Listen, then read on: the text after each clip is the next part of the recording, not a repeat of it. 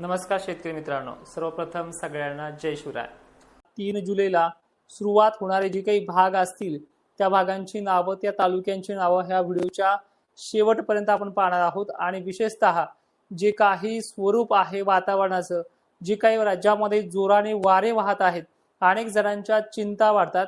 वारे काय नुसता पाऊसच नेऊन घालत नाही, हा त्याचा काही उद्देश नाही।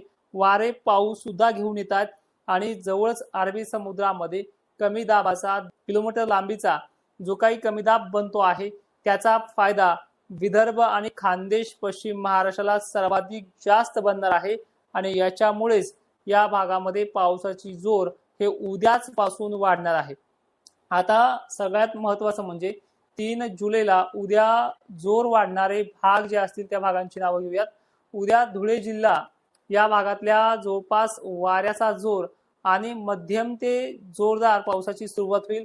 काही भागांना इथेच झडीसारखा दमदार देखील होणार आहे आणि ही टायमिंग उद्या दिवसभरातून कोणत्याही क्षणी असणार आहे। त्याचबरोबर जळगावचा, भुसावळचा आणि बुरहानपूरचा जो काही पट्टा आहे इथे देखील पावसाचा जोर वाढेल।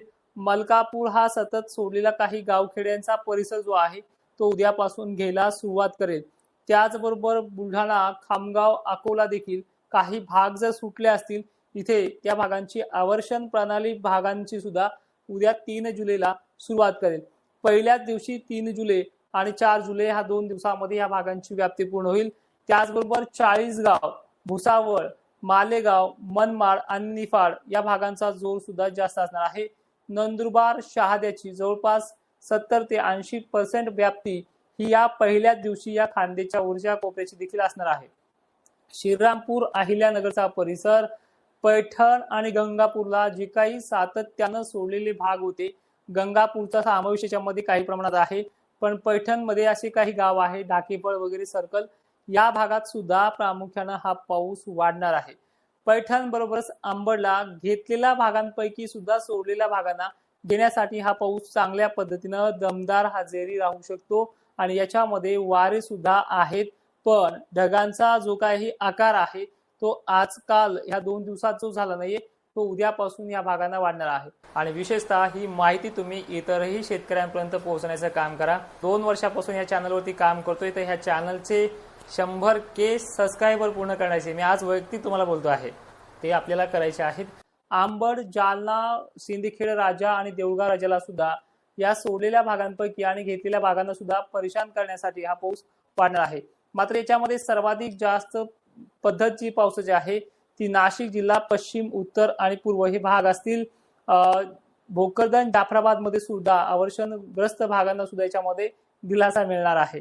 त्यानंतर बुलढाणा, खामगाव, अकोला, कारंजा, लाड, वाशिम, पुसद, हिंगोली, यवतमाळ पर्यंत याची मजल बऱ्यापैकी ते चांगल्या पद्धतीने जाऊ शकतो आणि याचा जोर जो आहे तो उद्या 3 जुलैला दुपारनंतर ते संध्याकाळच्या 8-9 वाजेपर्यंत वाढण्याची शक्यता आहे। परभणी, सेलू, मानवत, पाथरी, बिरसा, गेवराई पट्टा, शहागड पट्टा, अहिल्यानगरचे मात्र उत्तरेकडील भाग बऱ्यापैकी आहेत। त्यानंतर हा पट्टा सध्या पाहिलं आपण नांदेडचा उत्तरेकडील भाग म्हणजे यवतमाळ परिसराकडे जास्त प्रभाव टाकेल आणि संध्याकाळी मध्यरात्रीपर्यंत चंद्रपूर सुद्धा बऱ्यापैकी घेणार आहे। हा 3 जुलैचा जवळपास हा पाऊस आपण या पद्धतीनं वर्तवण्यात केलेला आहे। बीड जिल्ह्याचे सुद्धा मादळ मोहीमध्ये दमदार पावसाचा सुरुवात होईल। पहिल्या दिवशी पेरणीयोग्य हा पाऊस नसणार आहे, कारण की यामध्ये वाऱ्याचा जोर मात्र जास्त असेल। बीड, गेवराई खालचे जे काही परिसर आहेत म्हणजे माजलगाव पट्टे, वडवणी पट्टा, गंगाखेड, परळी पट्टा, नांदेड, बसमत हा 3 जुलैच्या रडारवरती मात्र मध्यरात्रीपर्यंत असणार आहे आणि अहिल्यानगरला सुद्धा दमदार पावसाला सुरुवात होईल। म्हणजे एकंदरीत पहिल्या 3 जुलैला खानदेश, विदर्भ आणि मराठवाडा अर्धा निम्मा, पश्चिम महाराष्ट्र अर्धा निम्मा अशा प्रकारचं स्वरूप हे 3 जुलैचं आहे। यामध्ये 4 जुलैला जवळपास मालेगाव, निफाड, धुळे, जळगाव हा जो की परिसर जो आहे तो भुसावळ हे देखील पट्टे ह्या 4 जुलैला जबरदस्त आपल्या प्रभावाने पावसाची बॅटिंग करणार आहेत।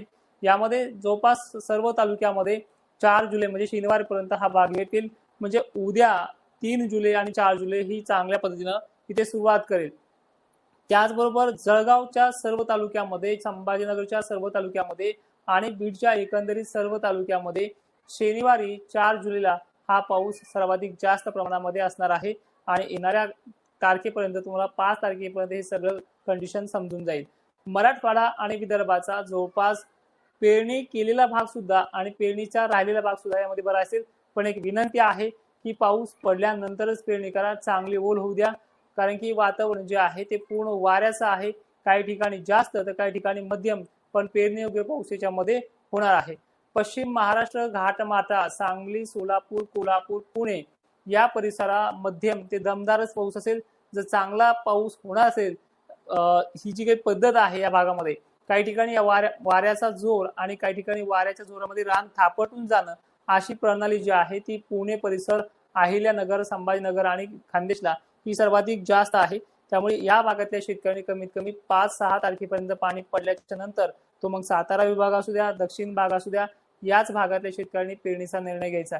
तोपर्यंत आपल्या शेतामध्ये कोरडं रान आहे तर पेरणीचा निर्णय घेऊ नका। सोलापूरला सुद्धा शनिवारी जोर वाढणार आहे। लातूर परिसरात देखील या दिवशी दमदार असेल आणि खरीप परिस्थिती जी आहे 3ला खानदेशकडनं सुरुवात करते, विदर्भाकडनं मराठवाड्याकडनं नाहीये।